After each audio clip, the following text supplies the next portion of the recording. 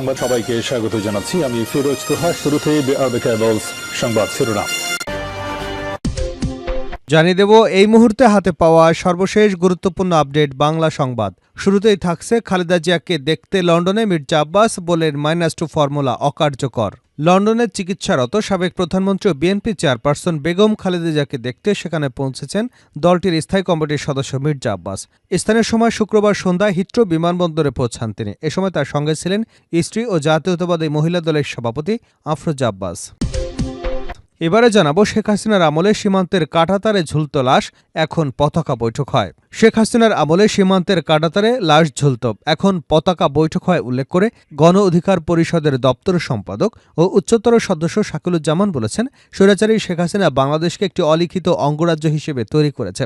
ভারতীয় বিএসএফ দ্বারা সীমান্তে বাংলাদেশের নাগরিকদের নির্বিচারে গুলি করত এবং হাসিনার আমলে সীমান্তে প্রতিনিয়ত কাঁটাতারে লাশ ঝুলত।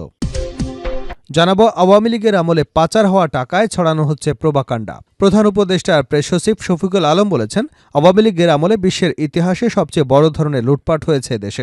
শেখ হাসিনা দেশের চোরতন্ত্র কায়েম করেছিলেন। অর্থের বিনিময়ে বড় বড় কোম্পানিকে কাজ দেওয়াই ছিল তার কাজ। সেই সময় পাচার করা অর্থ দিয়ে এখন প্রোপাগান্ডা ছড়াচ্ছে পাচারকারীরা। এদিকে এবি পার্টির চেয়ারম্যান মঞ্জু, সাধারণ সম্পাদক ফোয়াদ। আমার বাংলাদেশ পার্টির প্রথম জাতীয় কাউন্সিলে বিপুল ভোটের ব্যবধানে দলের চেয়ারম্যান নির্বাচিত হয়েছেন মুজিবুর রহমান মঞ্জু। সাধারণ সম্পাদক পদে বিনা প্রতিদ্বন্দ্বিতায় নির্বাচিত হয়েছেন ব্যারিস্টার আসাদুজ্জামান ফোয়াদ। তারা আগামী 3 বছর এ দায়িত্ব পালন করবেন। এবারে থাকছে ওলামাদের নিয়ে আওয়ামী লীগ সম্মানহানি তাচ্ছিল্য করেছে। বিএনপির ভাইস চেয়ারম্যান শামসুজ্জামান দুদু বলেছেন, স্বৈরাচারী আওয়ামী লীগ দেশের ওলামাদের নিয়ে তাচ্ছিল্য করেছে, তাদের সম্মানহানি করেছে। অন্যদিকে একটি দল যারা দেশের স্বাধীনতা মানে না, তারাই বিএনপির নামে মিথ্যাচার করছে। এবং সর্বশেষ জানাবো আন্তর্জাতিক সংবাদ। যুক্তরাষ্ট্রের আগুন আরও লোকালয়ে ছড়িয়ে পড়ার আশঙ্কা। যুক্তরাষ্ট্রের লস অ্যাঞ্জেলসের দাবানল কিছুটা স্তিমিত থাকলেও তা আবারও ছড়িয়ে পড়ার আশঙ্কা করা হচ্ছে। আগুনের কারণে এখন পর্যন্ত 11 জনের মৃত্যুর খবর নিশ্চিত করেছে কর্তৃপক্ষ। দাবানল আক্রান্ত প্যাসিফিক প্যালিস্টাইড ও ইটন এলাকায় রাত্রিকালীন কারফিউ দেওয়া হয়েছে।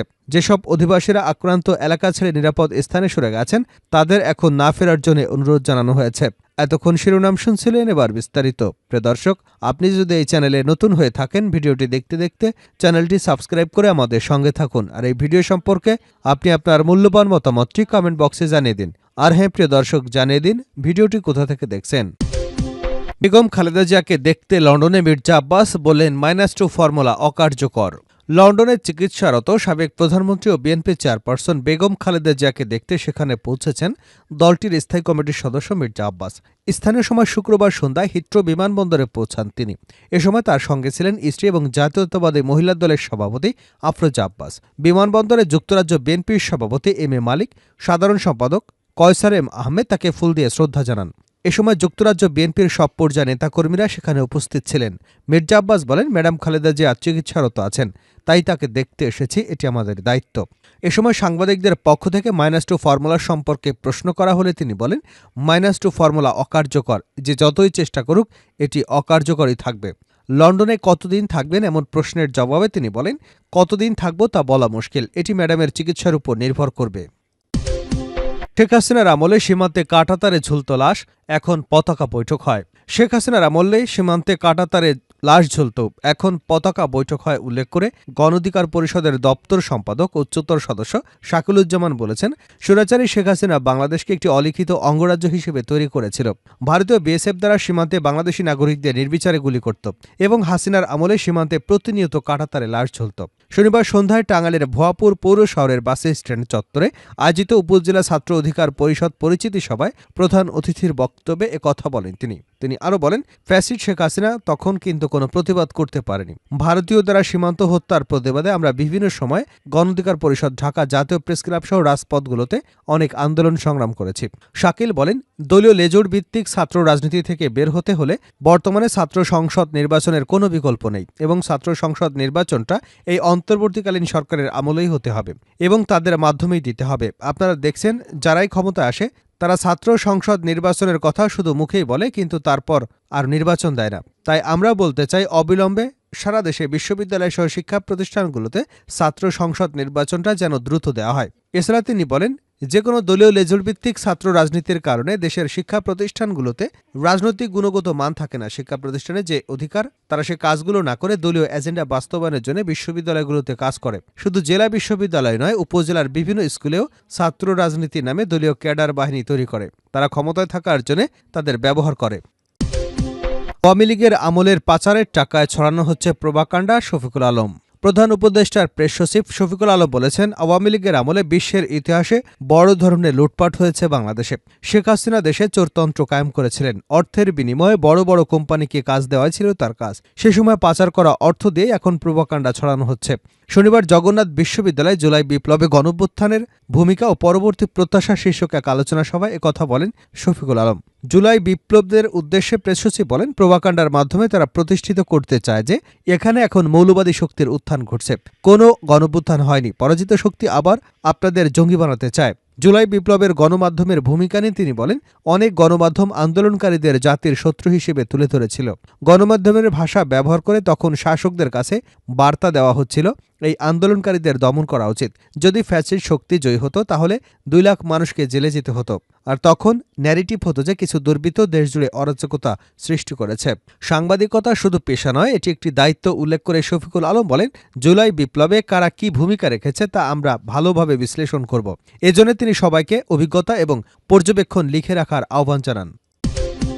এবি পার্টির চেয়ারম্যান মঞ্জু, সাধারণ সম্পাদক ফুয়াদ। আমার বাংলাদেশ পার্টির প্রথম জাতীয় কাউন্সিলে বিপুল ভোটের ব্যবধানে দলের চেয়ারম্যান পরাজিত হয়েছেন মুজিবুর রহমান মঞ্জু। সাধারণ সম্পাদক পদে বিনা প্রতিদ্বন্দ্বিতা নির্বাচিত হয়েছেন ব্যারিস্টার আসাদুজ্জামান ফুয়াদ। তারা আগামী 3 বছরের দায়িত্ব পালন করবেন। শনিবার রাজধানীর সরোয়ার্দী উদ্যানে অনুষ্ঠিত দলটির প্রথম জাতীয় কাউন্সিলে ঘোষণা দেওয়া হয়। এর আগে শুক্রবার এবি পার্টির নতুন চেয়ারম্যান পদে নির্বাচনের ভোট গ্রহণ অনুষ্ঠিত হয়। সরোয়ার্দী উদ্যানে সকাল 9টায় ভোট গ্রহণ শুরু হয়ে চলে রাত 9টা পর্যন্ত।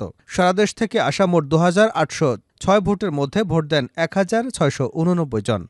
এর মধ্যে 45টি ভোট বাতিল হয়। এবি পার্টির চেয়ারম্যান পদে 3 জন প্রার্থী প্রতিদ্বন্দ্বিতা করেন। তারা হলেন দলের প্রতিষ্ঠাতা আহ্বায়ক এ.এফ. সোলাইমান চৌধুরী, প্রতিষ্ঠাতা সদস্য সচিব মুজিবুর রহমান মঞ্জু এবং যুগ্ম আহ্বায়ক কর্নেল অবসরপ্রাপ্ত দিদারুল আলম। চেয়ারম্যান পদে 1400 ভোট পেয়ে নির্বাচিত হয়েছেন মুজিবুর রহমান মঞ্জু। তার প্রতিদ্বন্দ্বী এ.এফ.এম. সোলাইমান চৌধুরী পেয়েছেন 211 ভোট আর দিদারুল আলম পেয়েছেন 33 ভোট। শুক্রবার চেয়ারম্যান পদে ভোট গ্রহণের পর রাতে সাধারণ সম্পাদক পদে নির্বাচনের আয়োজন করা হয়। সেখানে ভোটার ছিলেন গত মাসের শেষে নির্বাচিত এবি পার্টির নির্বাহী কমিটির 21 সদস্য। তবে সাধারণ সম্পাদক পদে অন্য কোনো প্রার্থী না থাকায় বিনা প্রতিদ্বন্দ্বিতায় নির্বাচিত হন আসাদুজ্জামান ফুয়াদ। আর চেয়ারম্যান এবং সেক্রেটারি পদের ফলাফল ঘোষণার পাশাপাশি 21 জন নির্বাহী পরিষদ সদস্যের নামও ঘোষণা করা হয়। শেষ করছে আন্তর্জাতিক সংবাদ দিয়ে। যুক্তরাষ্ট্রের আগুন আরও লোকালয়ে ছড়িয়ে পড়ার আশঙ্কা। যুক্তরাষ্ট্রের লস অ্যাঞ্জেলসের দাবানল কিছুটা স্তিমিত থাকলেও তা আবারও ছড়িয়ে পড়ার আশঙ্কা হচ্ছে। আগুনের কারণে এখন পর্যন্ত 11 জনের মৃত্যুর খবর নিশ্চিত করেছে কর্তৃপক্ষ। দাবানল আক্রান্ত প্যাসিফিক প্যালিস্টাইটো এলাকায় রাত্রিকালীন কারফিউ জারি করা হয়েছে। যেসব অধিবাসীরা আক্রান্ত এলাকা ছেড়ে নিরাপদ স্থানে সরে গেছেন তাদের এখনই না ফেরার জন্য অনুরোধ জানানো হয়েছে। মার্কিন সংবাদ মাধ্যম সিএনএন জানিয়েছে, বাতাস আরও তীব্র হওয়ার পূর্বাভাস দিয়েছে যুক্তরাষ্ট্র আবহাওয়া অধিদপ্তর। সেক্ষেত্রে বাতাস বৃদ্ধির সঙ্গে সঙ্গে আগুন আরও তীব্র হতে পারে এবং আরও নতুন নতুন এলাকা গ্রাস করতে পারে। ইতিমধ্যে 40,000-এর বেশি একর এলাকা আগুনে ভস্মীভূত হয়ে গেছে। কমপক্ষে 4 লাখ বাসিন্দাকে অন্যত্র সরিয়ে নেওয়ার নির্দেশনা বা সতর্কতা জারি করেছে প্রশাসন। শনিবার আরও কয়েকটি এলাকা থেকে বাসিন্দাদের সরে যেতে বলা হয়েছে। পর্যাপ্ত পানির স্বল্পতার কারণে অগ্নি প্রতিরোধ কার্যক্রম বাধাগ্রস্ত হচ্ছে বলে জানিয়েছে লস অ্যাঞ্জেলসের ফায়ার ডিপার্টমেন্টের কর্মকর্তা অ্যাডাম ভ্যান গার্বেন।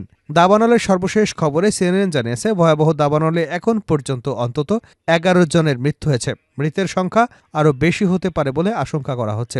এছাড়া আহত হয়েছেন অসংখ্য মানুষ। পুড়ে ছাই হয়ে গেছে 10,000 গাড়িবাড়ি সহ অন্যান্য কাঠামো। গত মঙ্গলবার ক্যালিফোর্নিয়া লস অ্যাঞ্জেলসের আগুনের সূত্রপাত হয়। ভিন্ন ভিন্ন 5টি এলাকায় দাবানল দেখা গেছে। স্থানীয় সময় শুক্রবার রাত পর্যন্ত এই 5 স্থানে দাবানল সক্রিয়ভাবে জ্বলছিল। এর মধ্যে 2টি দাবানল লস অ্যাঞ্জেলস শহরের একেবারে গায়ে হওয়ায় সবচেয়ে বেশি ধ্বংসের কারণ হয়েছে। এ 2টি দাবানল শহরের বাড়িঘরে ছড়িয়ে পড়ে।